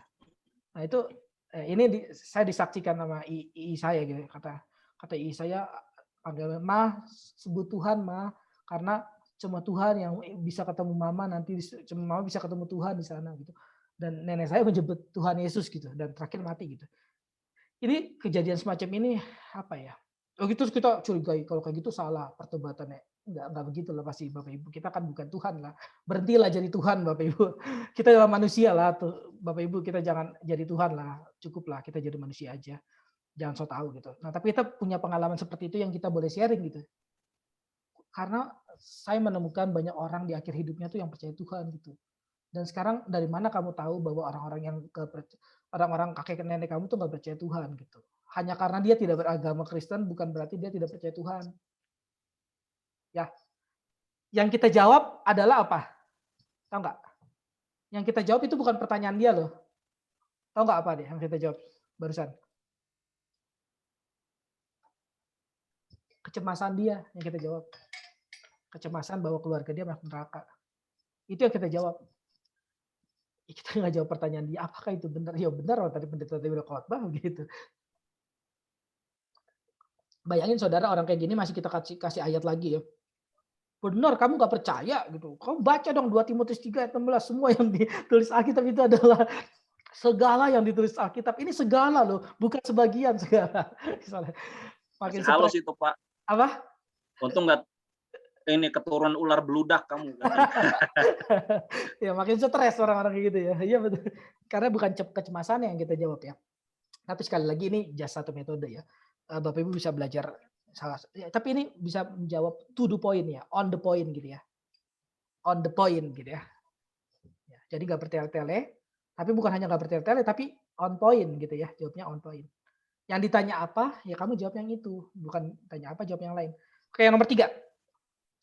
Tapi oke, kira-kira ya ini ya. Coba ya. Ini kan kita latihan ya. Coba nomor 3. Harap sih dapat banyak tadi ya dari tadi saya ngomong. Ini kan saya juga rekam by the way ya. Bapak Ibu kalau bisa susah tadi ulangin aja di YouTube saya ada kok. Maksudnya bisa nanti dengerin lagi gitu. Banyak. Bahkan kelas-kelas filsafat yang Bapak Ibu nggak ikut, coba deh ikut lagi atau kelas yang lain gitu. Oke, coba. Nomor 3 Pak Hengli tadi ya yang mau, Pak Hengli sama siapa? Pak Dwi. Pak Dwi belum ya? Pak Hengli, Pak Dwi. Ibu Dwi. Sorry Bu Dwi. Sorry. Oh ya karena nggak buka kamera ya, sorry. Maaf. Maaf. Pak Hengli, Bu Dwi. Oke. Ya. Nomor 3 ini pertanyaan, pernyataan atau apa ya Pak ya? Soalnya jadi kalau saya sih ngebacanya ini saya terjemahkan kata-katanya buat apa kita bertukar pikiran mengenai Alkitab kalau memang Alkitab itu benar. Oh, buat apa saya debat mengenai Alkitab? Benar. Iya. Buat apa saya berdebat mengenai Alkitab? bahwa buat apa saya debat mengenai Alkitab benar? Bukankah yang paling penting melakukan yang di Alkitab? Nah, Ini pertanyaan sekaligus orangnya pernyataan memang. Emang nggak jelas Pak. Ini orang ini udah kenal Kristen atau belum Pak? Orangnya udah kenal Kristen atau belum Pak? Maksudnya apa udah Kristen dia? Udah Pak, soalnya itu mengenai Alkitab benar. Kalau misalnya enggak kan dia nggak akan bilang bahwa Alkitab benar Pak. Ya bisa jadi begitu, tapi bisa jadi juga enggak orang loh. Kristen ya, Bu Franky Bisa ya? jadi juga enggak loh, tapi bisa jadi juga enggak. Bisa jadi bukan orang Kristen kan? Ya sarkas aja dia, sarkas Pak. Dia karena sarkas tau nggak? Sarkas, nyindir aja karena dia sering. Karena dia sering dengar gini Pak. Aja dia bukan orang Kristen ya Pak? Bisa ya, bisa dua-duanya ya. Jadi silakan perlakukan dua-duanya. Karena dia sering mengatakan begini Pak. Bentar Pak. Karena dia sering mengatakan begini, sering mendengar orang Kristen mengatakan begini Pak. Udah kamu nggak usah capek-capek nggak usah debat-debat teologi, lakukan yang dikatakan Tuhan. Karena orang Kristen kan sering ngomong gitu kan. Orang luar Kristen juga bisa udah dengar dong sekarang. Oh iya orang Kristen aja ngomong gitu. Ini jadi bisa sindiran. Oke, silakan. Oke. Berarti kalau begitu begini Pak, saya ambil contoh Rasul Paulus Pak. Waktu dia menginjil itu ke daerah di luar Yerusalem, dia kan datang ke orang-orang bukan orang Yahudi, berarti kan nggak mengenal belum mengenal Taurat ya. Ya, dia menginjil ke orang Yahudi yang belum mengenal Taurat, berarti kan non Yahudi. Nah, ini saya baca di kisahnya Pak, di Kisah Rasul 17 ayat 2. Boleh nggak saya baca dulu Pak? Boleh. Pak.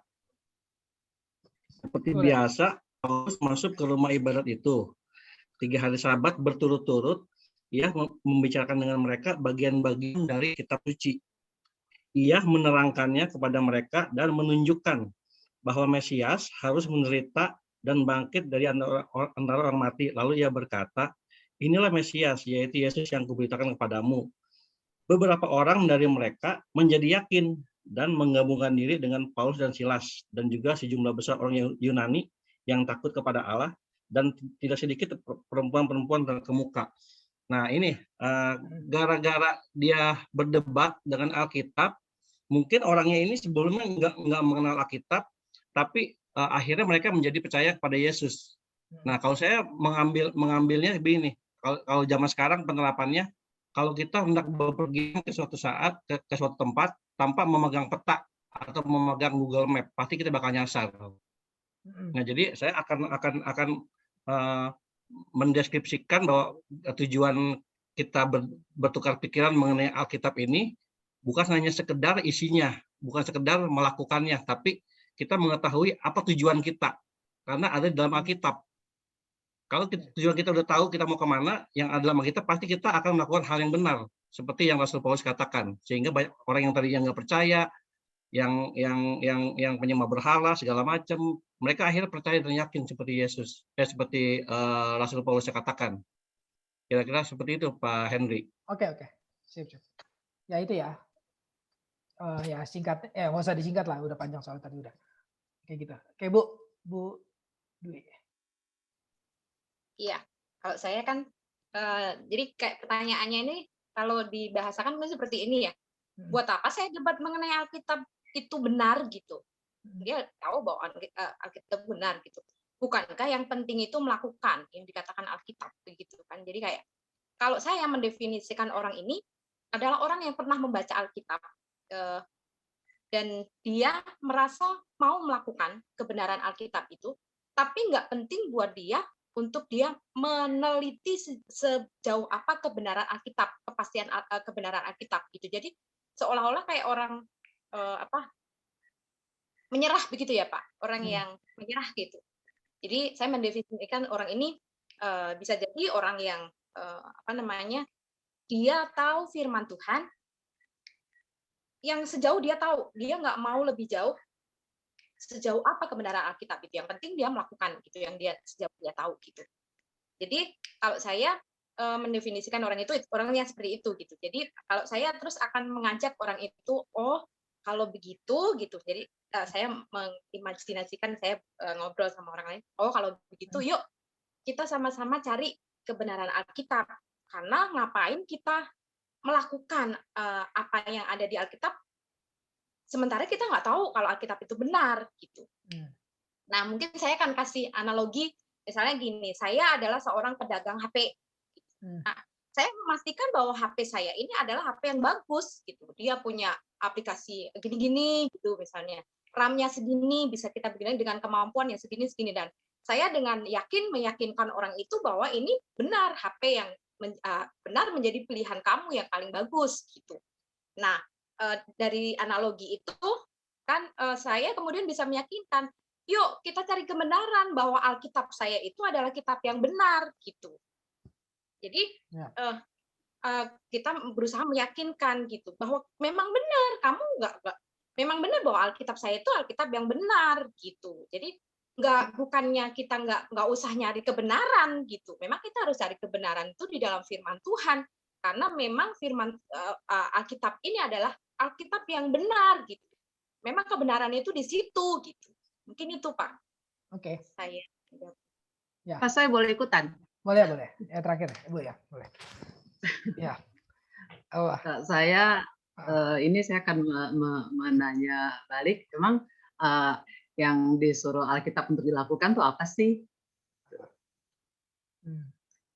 Itu aja sih paling. Ya. Kita bisa kasih tahu ya, akhirnya salah satunya ya adalah ini kan merenungkan firman Tuhan ya. Itu kan berarti. Nah ini tapi tadi saya menarik ini ya. Ada banyak ya, bukan banyak, maksudnya ini kita menariknya gini. Ketika kita melihat pertanyaan ini, kita langsung pikir ini orang yang ya baru percaya gitu ya, atau ya tidak percaya atau baru percaya gitu. Padahal ini terjadi itu bukan hanya baru percaya tidak percaya. Ini terjadi bukan hanya baru percaya tidak percaya, bukan hanya Kristen lama, bahkan di kalangan pendeta gitu masalahnya gitu. Ini pertanyaan praktikalisme, Bapak ya. Praktikalisme. Praktikalisme itu di mana praktikal dijadiin mahkota gitu. Sebuah hidup praktis dijadikan mahkota. Dijadikan isme. Tahu ISIS? Isme ya. Fanatisme gitu. Tahu? Dogmatisme, dogmatisme di mana dogma dijadikan isme gitu ya. Nah, ini praktikalisme gitu. Di mana praktikal dijadikan isme. Nah, ini hadir bukan hanya di orang Kristen baru, bahkan kalangan pendeta, kalangan teolog, ya estete banyak sekali ya. Termasuk dalamnya estete skriptura, kita perlu akui. Praktikal dijadikan isme gitu ya. Kalau saudara sering dengar cermati khotbah-khotbah yang terjadi gitu ya. Ya bukan cuma ngomong doang, yang penting kita melakukan gitu. Itu seakan-akan omong itu lebih rendah.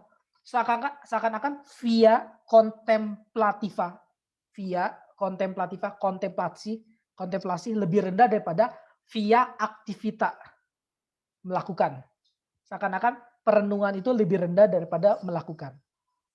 Seakan-akan belajar itu lebih rendah daripada menginjil, berdoa dan seterusnya. Ini namanya hidup seakan-akan praktikalisme ya, praktikalisme. Nah, ini hidup yang jadi nuansanya mungkin kita bisa menemukan di orang-orang tidak percaya, orang-orang yang baru percaya, tapi atmosfer, nuansa pertanyaan, pertanyaan begini mah ya, orang-orang Kristen baru lah, Kristen KTP lah, tapi atmosfer tuh atmosfer tuh suasana yang terjadi ya, itu luas sekali ya, banyak sekali orang Kristen yang menggunakan praktikalisme ini. Dia anggap bahwa ya kekristenan baru betul ya kalau atau hidup seseorang baru betul dianggap pendeta gitu ya. Kalau hidupnya kudus benar-benar gitu. Bahkan hidup anak-anaknya kudus, jangan hanya hidup. Kalau hidupnya anaknya juga kudus mau jadi pendeta. Gitu. Betul ya, seakan-akan betul ya kata-kata ini. Betul, saya kan juga nggak bilang salah ya, betul ya. Hidup kamu aja nggak benar mau jadi pendeta. Tapi jarang ya kita ngomong gini ya. Alah, cara belajar kamu aja nggak benar kamu mau jadi pendeta. Kenapa tau nggak? Kita jarang ngomong gitu ya. Cara belajar kamu aja malas belajar mau jadi pendeta. Jarang kita ngomong gitu ya. Kita lebih sering ngomong hidup kamu aja nggak kudus mau jadi pendeta. Ya karena kita masuk dalam praktikalisme ini. Ya, di mana praktika sebuah hidup praktis dijadiin mahkota gitu ya. Dijadiin rajanya gitu ya. Bukan berarti salah ya. Tapi rajanya jangan ada satu, raja itu banyak gitu. Orang Kristen itu ya yang di mahkota itu banyak mengenai Tuhan, bukan hanya mengenai hidup kudus, tapi mengenai apa? Mengenai pembaruan pikiran, mengenai apa? Mengenai apa? memberi orang lain. Itu juga ini ya mengenai apa ya? Itu banyak banget gitu. Jadi jangan cuma satu. Nah, jadi atmosfernya kita menemukan banyak sekali ya. Yang penting adalah hidup kudus gitu. Itu bukan berarti salah saya katakan, tapi itu ya praktikalisme. Nah, ini kira-kira saya ada 6 pertanyaan ya, minggu depan lah 3 lagi ya. Tapi kita harus masuk ke teorinya lagi ya. Jadi kita bisa ya selang-seling lah ya. Selang-seling ininya ya. Jadi kita udah ini. Tapi sampai sini ada pertanyaan dulu nggak ya? Ini di luar tadi ya. Maksudnya silakan tanya ya. Maksudnya udah ngerti belum kira-kira sampai sini? Seperti apa sih yang dimaksud apologetika itu gitu? Kita mau jawabin orang, kita mau mempertahankan iman kita tuh seperti apa sih gitu. Silakan ya kalau ada yang mau tanya dulu. Di luar yang tadi juga nggak apa-apa ya. Maksudnya yang kemarin-kemarin kalau ada yang kelewatan.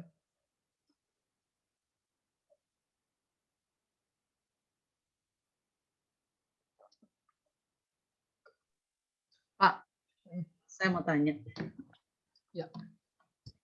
Kalau kita udah tahu orang yang sedang bertanya ke kita itu cuma sekedar cuma mau nguji gitu loh. Kita meladenin nggak sih kayak gitu? Ya.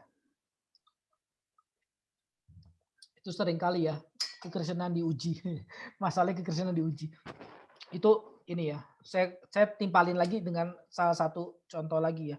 Kita kan orang Kristen kan ngomong kasih terus nih ya. Kita kan kebanyakan ngomong kasih, Kristen mengasihi dan seterusnya. Dan seringkali ya orang-orang luar itu menguji kita dong. Bener gak nih orang Kristen cuma ngomong kasih doang. Saya coba minta uang sama dia. Ini pengujian loh, ini serius pengujian dari mereka loh.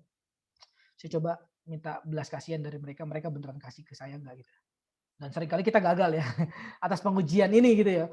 Lu mah cuma nguji gua doang, gua males gitu. Misalnya gitu ya. Nah, itu tadi Ibu juga pertanyaan seperti itu ya. Ini bedanya ini mungkin kita nggak rugi ya, tanda kutip ya. Tanda kutip nggak rugi materi gitu misalnya kalau misal uang. Nggak dirugikan uang, tapi kita bisa dirugikan waktu misalnya. Salah satu ya, dirugikan apa ya, mulut berbusa itu kan rugi ya buat hal yang nggak penting gitu. Nah, tapi di sini kita ini ya. Pertama kita sendiri harus kayak tadi nih, sama nih. Kita jangan cuma pinter tanyain orang atau deskripsiin orang. Sekarang deskripsinya itu kita pakai ke kita. Jangan cuma pinter kalau orang sakit batuk minum nih komik gitu, kasih obat gitu. Jangan cuma begitu ya pinternya. Sekarang gini, kita yang batuk sekarang kita kasih komik. Tanda kutip, sekarang kita deskripsiin kita juga. Dari mana kita tahu orang itu beneran serius nanya atau cuma menguji? Kita perlu deskripsikan apa yang kita ini juga ya. Ceritakan mengenai orang itu gitu ya. Jangan-jangan emang saya sensi aja sama dia gitu misalnya gitu ya. Ini maksudnya saya ngomong kita ada proses ya untuk sampai mengatakan bahwa orang ini benar-benar ini mah orang cuma iseng aja nanya gitu.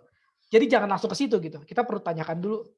Kok gue bisa ya kesimpulan mengenai orang ini bahwa orang ini benar-benar cuma mau tahu aja gitu. Cuma nguji-nguji aja gitu. Itu kita perlu pakaikan dulu kita ya. Nah, terus sampai kita benar-benar tahu orang ini cuma mau ini aja gitu ya. Ya di sini perlu kepekaan ya Roh Kudus ya. Kita sekali lagi ya. Apologetika nggak pernah terlepas dari kepekaan Roh Kudus ya. Seringkali gini ya, saya jawab yang umumnya. Kan saya nggak tahu nanti apa. Kita kan nggak tahu konteksnya nanti akan seperti apa ya. Tapi seringkali begini ya. Seringkali kalau kita ketika ditanya gitu, seringkali kita kayak pengen jawab banget. Nih orang gue pengen jawabin habis-habisan nih. Seringkali yang benar, seringkali saya nggak bilang pasti. Seringkali yang benar. Mungkin saatnya Bapak atau Ibu menunda itu gitu. Seringkali menyangkal diri untuk itu gitu. Gue pengen habisin nih orang, gue pengen jawab nih. Seringkali yang benar ya jangan tahan gitu. Tunda gitu. Tundalah penghakiman itu gitu. Kebalikannya juga ya. Seringkali kita saya nggak mau jawab gitu. Mungkin saatnya Bapak Ibu jawab saat itu. Karena ya kalau biasanya saya nggak mau jawab dan seterusnya gitu ya. Mungkin ya kita jawab bukan dari kedagingan kita gitu, tapi dari Roh Kudus gitu. Ini umumnya seringkali begitu. Itu penyangkalan diri lah, dari penyangkalan diri seperti itu. Tapi bisa jadi kita kan ada dorongan Roh Kudus ya, kalau kita mau jawab tapi dengan bukan kedagingan tapi ada dorongan Roh Kudus, silakan ya jawab gitu. Jawab gitu ya. Ya buang-buang waktu dikit ya nggak apa-apa lah. Waktu kita kan juga nggak terlalu penting-penting amat kan ya. Kita bukan presiden juga kan ya. Presiden juga nggak penting-penting banget ya, waktunya juga sama ya. Kita juga nggak ini ya. kita kan sering kali gini ya, masuk dalam ekstrim bahwa hidup ini hanya sekali gitu dan hanya sementara, hanya yang diserahkan bagi Tuhan yang akan bertahan kekal gitu. Enggak Bapak Ibu, kita tuh nggak hidup hanya sekali loh. Kita tuh hidup setiap hari masalahnya. Kita tuh hidup setiap hari. Kita tuh banyak harinya. Waktunya enggak satu sekali doang. Setiap hari. Dan itu kita perlu sadari. Hidup kita tuh setiap hari. Ya. Tapi maksud aspek tadi hidup sehari juga bukan ke sana memang. Cuma saya kasih tahu aspek yang lain. Kira-kira gitu Bu Jami. Pak Hendri. Ya Pak, makasih Pak. Oke. Ya, silakan. Pak Hendri, berarti apologetika ini selalu berhubungan dengan logika ya, Pak? Ya, logika. Ya, yang tadi ya, yang kemarin saya jelasin ya, Pak. Banyak ya hubungannya dengan logika, teologi nih. Di sini, Pak. Di sini harap bisa dicatat. Nanti kalau mau minta ini juga nggak apa-apa ya, saya kasih. Oh, iya. Logika, dialektika, hermeneutika, filsafat, teologi, apologetika ya. Seni kritis, seni mengasihi, seni mengajak, seni menafsir, seni berdebat, seni berpikir. Bapak Ibu ada lagi nggak seni apa? Silakan tambahkan. Banyak ya hubungannya dengan banyak hal. Ya, jadi jangan sampai ya logikanya juga harus dibagusin kita ya. Belajar logika ya, logikanya harus dibagusin. Dengan cara apa sih logika bagus gitu ya? Saya jawab yang sederhana ya, dengan cara setiap hari Bapak Ibu, ya ini dalam kekristenan kan sebenarnya, mau meriksa diri gitu. Pasti logika Bapak Ibu bagus deh. Setiap hari, setiap keputusan, Bapak Ibu periksa yuk gitu. Itu pasti logikanya bagus, percaya deh. Diperiksa. Ini contoh ya, contoh Bapak Ibu kan masuk kelas nih sekarang nih. 1,5 jam ini Bapak Ibu masuk kelas gitu. Sebenarnya tadi gue serius gak sih masuk kelas gitu? Itu diperiksa. Kalau itu diperiksa betul, saya udah lumayan serius nih. Seriusnya seberapa? Jadi kalau gini ya, Bapak Ibu jangan cuma, nah ini masuk di kelas logika dikit ya, saya campur dikit ya. Bapak Ibu jadi jangan cuma gini. Dan namanya kalau di kelas logika black and white fallacy gitu ya. Jangan cuma dua arah doang ya. Oh, saya udah serius belum di kelas ya? Oh, sudah kayaknya. Ya udah gitu. Saya belum serius, ya udah berarti besok serius deh gitu. Besok saya serius nih, udah, ya udah berarti udah gitu. Itu namanya kesalahan berpikir, black and white fallacy ya. Lihat hal hanya dari dua sudut pandang aja gitu ya. Kalau kesalahan ini kenapa sih? Kesalahannya tidak bisa melihat kedalaman pastinya ya. Kalau cuma dua aja, namanya dua aspek doang ya pasti nggak lihat kedalaman lah. Cuma dua aja kok, hitam atau putih, kan dia nggak lihat biru, nggak lihat biru muda, nggak lihat biru tua, itu kan ada kedalaman ya. Dia cuma lihat hitam putih aja. Nah, kalau misalnya saya udah serius di kelas nih, seriusnya berapa persen kira-kira? Seriusnya dari menit ke berapa sampai menit ke berapa kira-kira? Saya udah banyak menyerap, banyaknya itu banyak seberapa kira-kira? Atau bahkan dikitnya dikit seberapa? Kalau kata Socrates, pelajari apa yang tidak kamu ketahui. Nah itu kan, ya, kalaupun sedikit seberapa gitu ya. Saya cuma dapat sedikit tadi Pak di kelas Bapak. Tanyain sedikit berapa? Ya dikit deh Pak pokoknya. Berapa? Ya sebenarnya nggak ada kayak jangan. Makanya dia bilang dikit gitu. Nah itu ini ya. Jadi masuk ke dalaman. Silakan ya. Mau ada satu pertanyaan lagi boleh?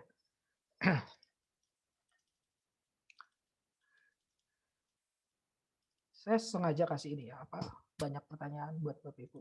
Silakan kalau mau nanya karena belajar itu ya, kalau kata Heidegger, mahkotanya itu bertanya gitu ya. Karena ketika Bapak Ibu bertanya, di saat itu Bapak Ibu perlu merumuskan sesuatu dulu. Bapak Ibu rumuskan sesuatu, baru diajukan ke meja kan gitu ya. Kalau nggak nanya, yang nggak merumuskan sesuatu, pasti kita nanya aja bisa kacau balau ya perkataan kita. Karena kita nggak rumuskan dulu gitu. Makanya nanya biasanya suka catat dulu. Apa sih yang gue bertanya? Catat dulu. Maksudnya apa nih? Saya mau tanya. Baru taruh di meja. Taruh di meja kita bisa lihat bareng-bareng gitu. Inilah yang saya tanya gitu. Di situ ada proses berpikir, kontemplasi dan seterusnya. Oke, sambil ini ya tunggu ya. Kalau ada yang mau tanya silakan ya. Nah ini ya saya udah kemarin udah masuk di sini ya. Oh ya ini ya. Tapi ya ini ya jangan sampai lupa ya Bapak Ibu ya. Yang membuktikan Alkitab itu benar adalah dirinya sendiri ya.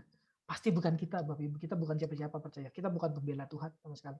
Kita hanya orang-orang yang dibela oleh Tuhan gitu ya.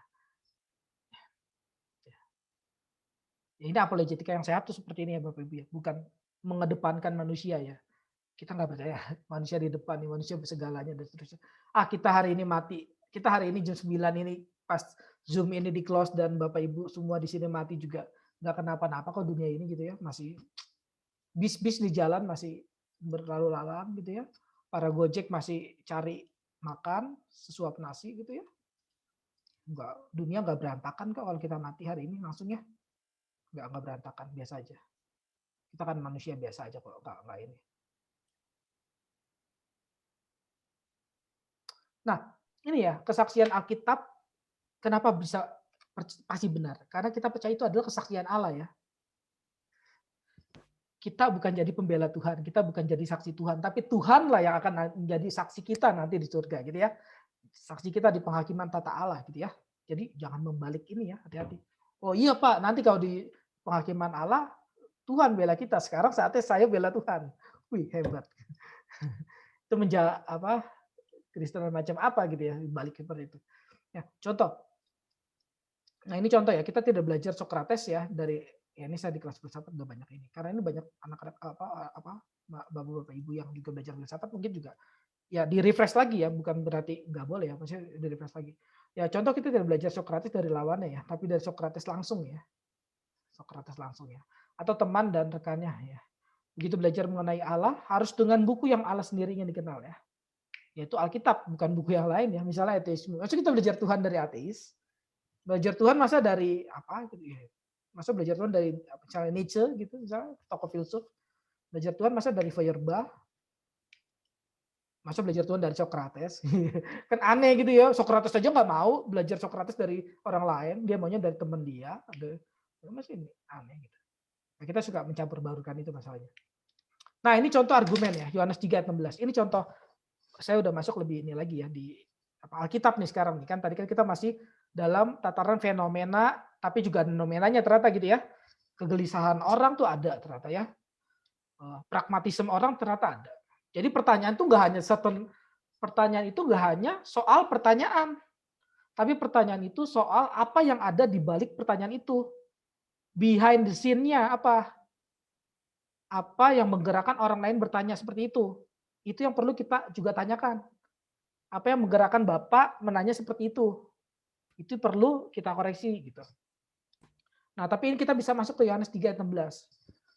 Ini contoh Alkitab benar. Karena Alkitab ngomongnya benar. Alkitab nggak ngomong salah. Ya, Yesus diberikan kepada seluruh dunia. Nomor 1, gitu ya. Terus apa maksudnya? Ya. Terus Alkitab juga katakan apa? Yang ditebus, yang dikasihi, ya pasti diselamatkan. Benar? Alkitab ngomong gitu? Benar gak yang terjadi dalam dunia ini seperti itu? Benar. Maka Alkitab benar. Oh enggak Pak, enggak semua orang diselamatkan. Emang siapa yang bilang semua orang diselamatkan? Mana ada Alkitab ngomong bilang semua orang diselamatkan? Alkitab ngomong Yesus diberikan kepada seluruh dunia. Dunia ini enggak semua orang. Bukan semua orang. Ya, tidak. Apakah Alkitab bersalah? Bukan. Yang salah tafsiran kita ya. Bukan Alkitab yang bersalah, tapi tafsiran orang Kristen yang kurang berhati-hati yang membuat Alkitab terlihat salah ya. Contoh ya. Kita perlu baca konteks Yohanes 3 ayat 16 dari konteksnya langsung. Ayat 17-nya coba baca. Konteksnya itu ya bukain aja deh ayatnya supaya nanti ini. Jadi ini ya, hati-hati. Yohanes 3 ayat 16 itu kan ayat yang terkenal ya. Masa udah puluhan tahun jadi orang Kristen masih salah baca ayat itu. Ini kan ayat yang terkenal. Kalau dikatakan Yesus diberikan bagi seluruh dunia, maksudnya apa? Ya bukan semua orang. Dunia itu nggak harus semua orang. Hati-hati. Bapak Ibu kan juga sering ngomong semua, tapi maksudnya bukan semua ya. Itu semua anak misalnya apa? Semua anak STT sama aja gitu misalnya. Sama malas kerjain tugas gitu. Apa iya semua anak STT? Kan enggak lah maksudnya ya. Minimal semua anak STT skriptura aja gitu misalnya gitu ya. Tapi kan enggak semua ya. Itu pun enggak semua anak STT skriptura loh gitu. Berarti kan bukan semua gitu. Kita aja sering ngomong gitu ya. Masih kita perlakukan Alkitab dengan cara yang lain ya. Kita aja boleh kok ngomong gitu. Ini Yohanes 3 ayat 16.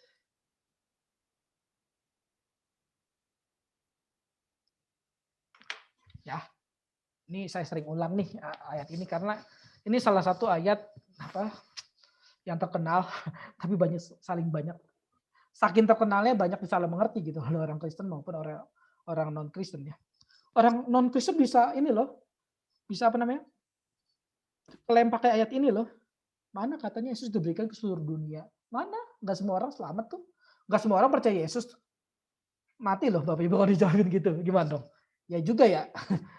Saya juga nggak tahu tuh. Selama ini saya juga nggak ngerti nih gimana gitu. Ya karena selama ini kita juga nggak serius sih baca Alkitab ya. Atau kita belum punya kesempatan untuk serius lah. Nah ini. Karena begitu besar kasih Allah kan dunia ini ya. Jadi dunia ini jangan langsung ditafsir semua orang. Dunia ini harus ditafsir sesuai konteksnya. Kayak kita ngomong ya sesuai konteksnya. Sehingga ia telah memberikan anaknya yang tunggal. Anaknya Yesus kan masih ya, yang tunggal. Supaya setiap orang yang percaya kepadanya tidak binasa. Melainkan beroleh hidup yang kekal. Gitu ya. Sini ada supaya. Terus di sini. Sebab Allah mengutus anaknya ke dalam dunia. Nah berarti dunia di sini sama nih sama kayak di ini ya. Ini pasti sama nih, nggak mungkin beda artinya. Bukan untuk menghakimi dunia. Nah ingat kata-kata dunia ini bukan untuk dihakimi. Tapi untuk diselamatkan. Di ayat 17 dikatakan dunia itu diselamatkan. Yang diselamatkan itu siapa sih? Ya kita gampang jawabnya di sini orang yang percaya kan? Orang percaya pada Tuhan ya. Di sini teksnya ya. Setiap orang yang percaya pada Tuhan. Setiap orang yang percaya pada Tuhan berarti semua orang bukan? Bukan. Ya berarti bukan semua orang di sini dunia itu. Berarti Yesus sudah diberikan untuk semua orang kalau gitu. Ini simpel loh, logika yang gampang loh sebenarnya. Tolong perhatiin ya, jangan sampai salah maksudnya. Dunia di sini sama di sini harus sama ya. Dunia di sini dikatakan bahwa bukan untuk dihakimi, tapi untuk diselamatkan. Sekarang kita cukup tanya, yang diselamatkan itu siapa? Dunia dalam arti seluruh manusia, atau dunia dalam arti bisa jadi ya, di Prancis ada yang diselamatkan, di Roma, di Indonesia ada yang diselamatkan. Itu dunia juga kan by the way. Tapi nggak semua orang, karena dunia emang nggak harus langsung semua orang kok. Karena tadi saya pakai contoh ya. Kalau waktu ini saya waktu ngajar juga saya katakan, ya semua Bapak Ibu, gitu. Apa saya langsung semua dalam arti ini, semua seluruh dunia kan enggak loh. Ada teksnya, ada konteksnya gitu. Nah ini yang Yohanes 3:16 juga konteksnya seperti itu Bapak Ibu. Jadi jangan sampai salah. Jadi kita bisa yakin Alkitab benar, karena Alkitab nggak menipu kita. Alkitab itu mengatakan yang jujur. Yesus itu nggak diberikan untuk semua orang. Alkitab itu mengatakan dengan jujur apa? Karena begitu besar kasih Allah akan dunia ini, sehingga ia telah memberikan anaknya tunggal, supaya setiap orang yang percaya kepada dia tidak binasa, mereka beroleh hidup kekal. Alkitab itu apa? Jujur apa? Alkitab itu jujur bahwa Tuhan tuh nggak mengasihi semua orang. Mungkin Bapak Ibu baru dengar ya kata-kata ini. Tapi Alkitab jujur. Tuhan itu nggak mengasihi semua orang. Tuhan itu mengasihi orang yang percaya kepadanya. Orang pilihannya kalau dalam sistem teologi. Alkitab jujur. Ngomongnya Alkitab nggak pura-pura, enggak Tuhan selamatin gitu. Aduh manusia sih nggak mau diselamatin. Bukan. Alkitab jujur dari awal. Yang dipilih Tuhan, yang ya dikasihi Tuhan, yang dikasihi anaknya, itu diselamatkan. Yaitu siapa? Ya ini orang-orang yang bisa percaya itu pasti adalah orang-orang yang ditebus Yesus ya. Bukan kebalik ya. Orang yang percaya dulu baru ditebus, kebalik lah. Nah, ngapain lagi? Udah percaya ngapain ditebus lagi? Itu kan kebalik ya. Yang ditebus baru bisa diselamatkan. Yang ditebus baru bisa percaya ya. Kita percaya. Tuhan menebus kita, memilih kita, ya, mengaruniakan anaknya, maka kita bisa percaya. Siapakah itu? Bukan semua orang. Apakah Yesus? Saya kasih pertanyaan yang agak-agak buat Bapak Ibu bisa berdebat gitu ya, buat Bapak Ibu bisa bingung tapi bisa jadi mencerahkan juga ya. Apakah Tuhan mengasihi semua orang? Allah mengasihi semua orang? Kalau dalam arti mengasihinya menebus, tidak saya katakan. Kalau dalam arti mengasihinya adalah misalnya kasih matahari, ya itu untuk semua orang, betul. Kan di sini ada ya, Matius 5:4. Apabila kamu mengasihi orang kasih kamu, karena kalian anak Bapa yang menerbitkan matahari bagi orang jahat, bahkan orang jahat diterbitin matahari kan. Jadi harus bedain ya antara kasih Yesus yang bersifat menebus dengan kasih Yesus yang bersifat umum. Ya, anugerah khusus sama anugerah umum itu harus dibedakan. Nah, maka kita perlu percaya Alkitab sepenuhnya karena Alkitab benar sepenuhnya. Selesai ya, Alkitab benar sepenuhnya karena tafsiran kita coba ikutin Alkitab ya, bukan tafsiran asal-asalan. Kira-kira gitu ya sampai sini. Ini ya. Maka orang yang diberikan Yesus pasti diselamatkan. Ya. Ya, dengan metode seperti ini orang Kristen dituntut untuk belajar Alkitab lebih mendalam dibandingkan belajar kitab orang lain ya. Makanya itulah mengapa apologetika itu panjang gitu ya. Ya karena kita dituntut untuk belajar Alkitab lebih serius lagi ya. Jangan sampai memberikan jawaban yang salah pada orang lain. Pertanyaan terakhir kalau ada, kalau nggak ada nggak apa-apa ya. Silakan.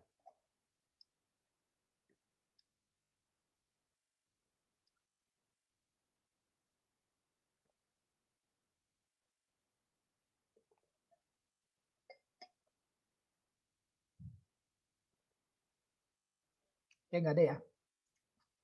Kita akhiri kelas ini ya. Harap bisa dapat berkat ya. Terus kalau maksudnya ada nggak ngerti ya bisa. Saya udah katakan tadi. Ulangin di YouTube. Saya ada ini.